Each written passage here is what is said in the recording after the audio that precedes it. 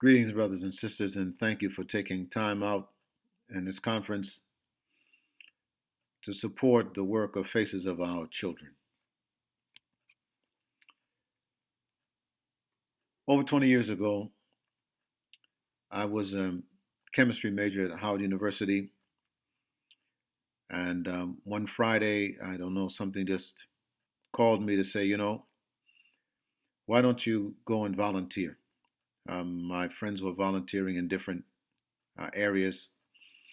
And I said, well, since I have a special gift um, to be able to study chemistry, why don't I use those skills I have and volunteer at the Center for Sickle Cell Disease? Uh, I met with the senior biochemist who ultimately recruited me to the Graduate School of Genetics and Human Genetics at the College of Medicine at Howard.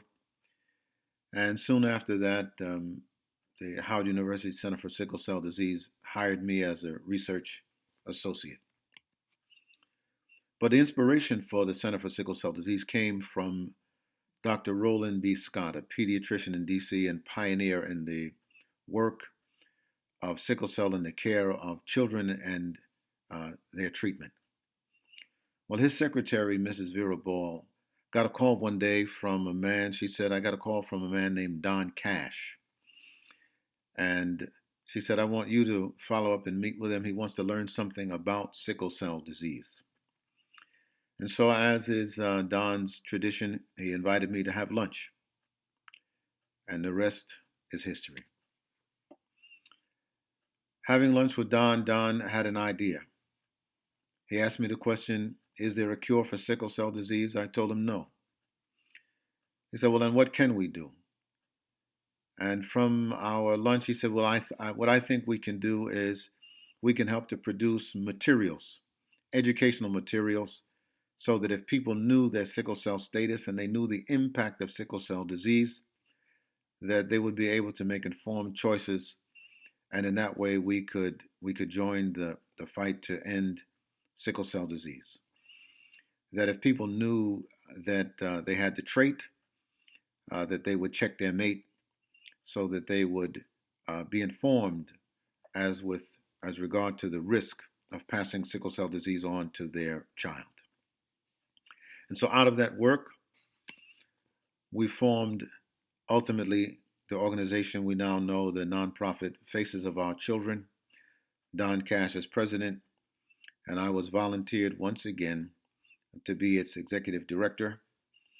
We went about the business of gathering accurate information about sickle cell disease, creating printed materials, and ultimately then took that knowledge and information and produced, at that time, probably the only commercially produced and up-to-date educational video on sickle cell disease.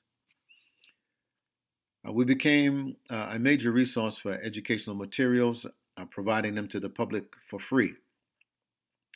We developed a website so that individuals could go online and get access and order materials that could be distributed, and we produced the video, used to be on VHS, into DVDs and other formats in English and in Spanish, since people who are of Spanish speaking from, whether it's from Spain or from the Mexico and so on, they also are at risk for having sickle cell disease.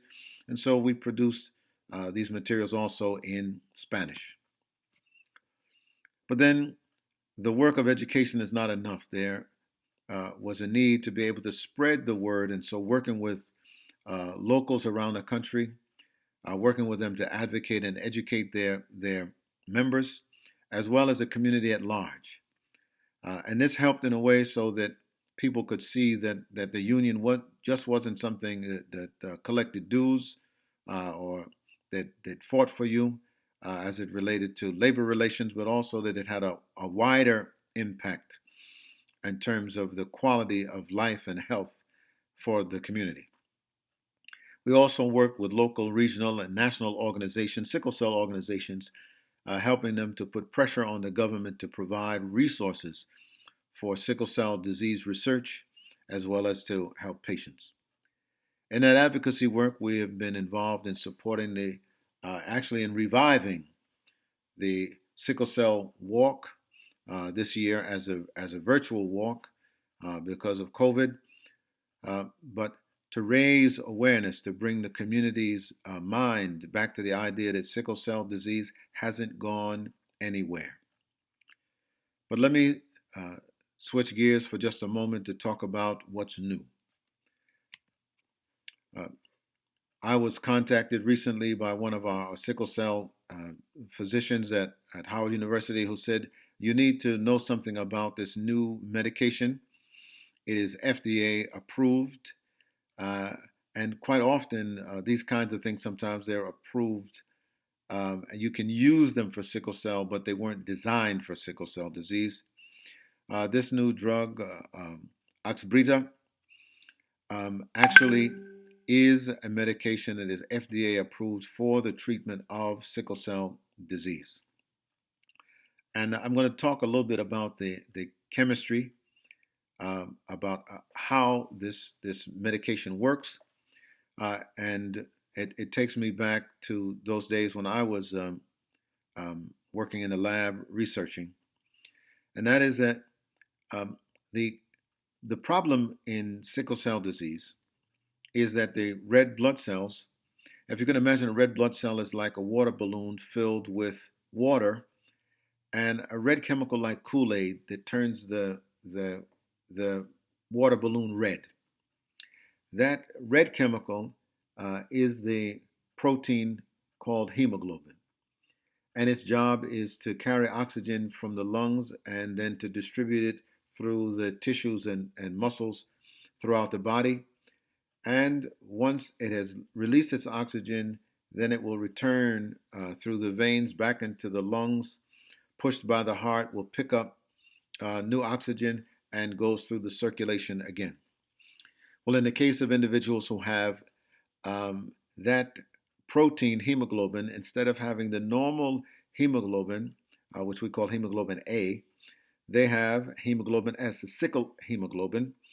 And what happens is, if you can imagine, that the molecule of hemoglobin, almost like shaped like a ball, if as a result of this genetic mutation it has on its surface a sticky spot,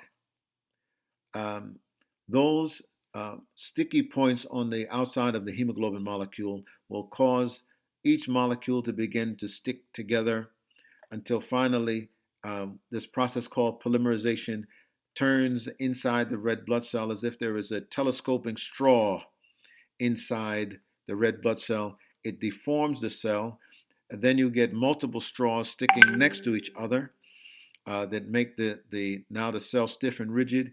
It makes it difficult for it to pass through the narrow passages of the bloodstream. As a result of that, it blocks blood flow. It does not deliver oxygen. If that happens in the arms or the legs, you feel pain. If it happens in the lungs, then you have pulmonary problems breathing. If it happens in the brain, you have stroke.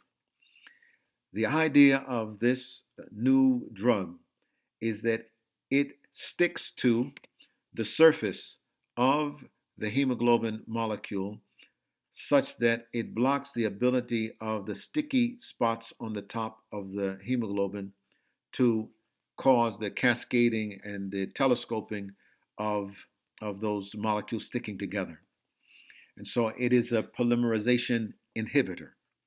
As a result of that direct action on the hemoglobin protein, it causes the cells then not to deform.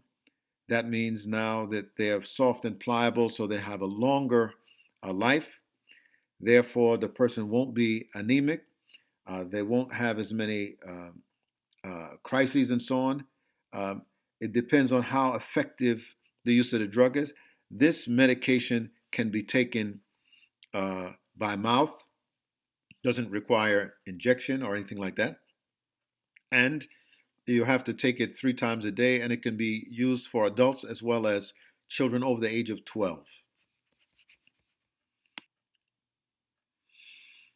It is a new medication, and we have to see and evaluate its efficacy in the community. But there is hope, there is progress, and we thank you all for your support. I'd like to turn our attention now to the Roland B. Scott Award. This award is given annually to an outstanding partner in the fight against sickle cell disease. And so special thanks to Dan Kim for their consistent support in educating their staff and the community outreach of Faces of Our Children.